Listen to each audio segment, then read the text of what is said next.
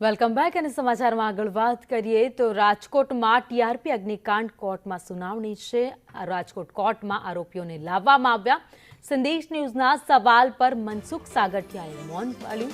મનસુખ સાગઠિયા સહિતના આરોપીઓને કોર્ટમાં લવાયા હતા। કેસમાં ફાયર અધિકારી ઇલેજ ખેરને પણ જામીન અપાયા છે। તો આરોપીઓ વિરુદ્ધ આરોપનામું ઘડવાની કાર્યવાહી હવે કરવામાં આવશે।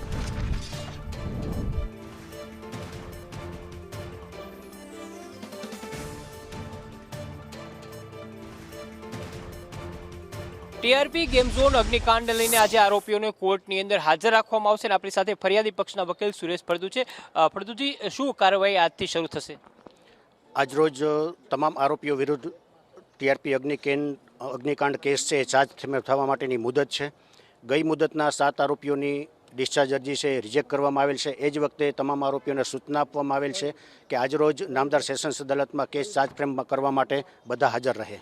ખાસ કરીને 22 વખત અલગ અલગ પ્રકારે કોર્ટની અંદર કાર્યવાહી થઈ છે, પરંતુ એક પણ વખત જે ટ્રાયલ જે શરૂ થવી જોઈએ એ નથી થઈ અને ઉપરથી એક પછી એક જે આરોપીઓ છે એમના જામીન મંજૂર થઈ રહ્યા છે। કેસ નામદાર સેશન્સ અદાલતમાં કમિટ થઈને આવેલો એ જ વખતે પ્રોસિક્યુશન તરફથી દસ્તાવેજી પુરાવા લિસ્ટ રજૂ કરી દેવામાં આવેલ છે, ડ્રાફ્ટ ચાર્જ રજૂ કરી દેવામાં આવેલ છે અને પોતાનો કેસ છે ઓપન કરી દેવામાં આવેલ છે। ત્યાર પછી ડે ટુ ડે કેસ ચલાવવા માટેની એપ્લિકેશન છે એ અમારી જે પેન્ડિંગ છે।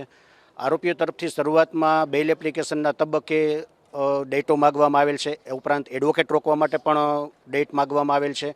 ત્યાર પછી એક આરોપીઓ દ્વારા ડિસ્ચાર્જ અરજી ફાઇલ કરવામાં આવેલ છે। એ ડિસ્ચાર્જ અરજીની સુનાવણીમાં પણ એટલી બધી મુદતો માગેલ છે અને ગઈ મુદતના છે આ કેસ છે એ ડિસ્ચાર્જ અરજીઓ એ રિજેક્ટ કરેલી અને આજે ચાર્જ ફ્રેમ કરવા માટે મુકરર કરવામાં આવેલ છે। એક બાજુ કેસ ચાલવા ન દેવો અને બીજી બાજુ કેસ હજી ચાલુ નથી થયો એવા બનાવો હેઠળ જામીન મુક્તિની માંગણી કરી રહ્યા છે। ફળદુજી, આશા છે કે આજથી કેસ ચાલુ થઈ જાય? કેસ ચાલુ ત્યારે થશે કે ડિસ્ચાર્જની એપ્લિકેશન પછી હવે આજનો તબક્કો છે એ કેસ ચાર્જ ફ્રેમ કરવા માટેનો। કેસ ચાર્જ થાય પછી કેસ સ્ટાર્ટ થશે। બિલકુલ, તો આશા રાખીએ કે ટીઆરપી ગેમ ઝોન અગ્નિકાંડની અંદર જે આરોપીઓ છે તેમની સામે કેસ છે તે ચાર્જ ફ્રેમ થાય ને ત્યારબાદ આગળની કાર્યવાહી વધે। જે પીડિતો છે એમના પરિવારો ન્યાય ઝંખી રહ્યા છે અને ન્યાય ત્યારે જશે કે જ્યારે આરોપીઓ છે, આપ જોઈ શકો છો કે સીધા દ્રશ્યો છે, એક પછી એક આરોપીઓ છે તેમને અહીંયા લાવવામાં આરોપીઓ છે, આ તમામ આરોપીઓ છે એમને અહીંયા લાવવામાં આવી રહ્યા છે। આ દ્રશ્યો છે સીધા તમે જોઈ શકો છો।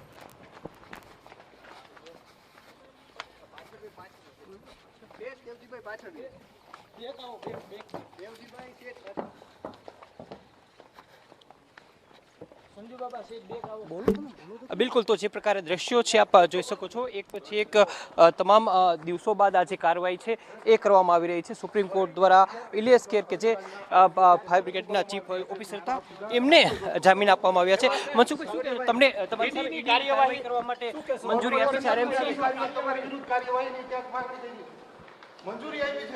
ઠેવા સાહેબ, શું કહેશો તમે જે પ્રકારે જામીન મળ્યા છે ઇલિયસ ખેરને? તમારી વિરુદ્ધ જ ક્યાંક કોર્પોરેશનના અધિકારીઓએ આવું કર્યું છે, મંજૂરી આપી છે। આમાં કોની ભલામણથી કોણ જવાબદાર? તમારા વિરુદ્ધ મુખ્ય આરોપી તરીકે તમારું નામ છે। બિલકુલ, તો જે પ્રકારે આ દ્રશ્યો તમે જોઈ રહ્યા છો, એક પછી એક તમામ જે આરોપીઓ છે, ચાહે તે આરએમસીના હોય કે પછી ગેમ ઝોન સાથે સંકળાયેલા હોય, તમામે તમામ આરોપીઓને અહીંયા પોલીસ લાવી છે। કોર્ટની અંદર તેમને રજૂ કરવામાં આવશે, ત્યારબાદ ચાર્જ છે તે ફ્રેમ કરવામાં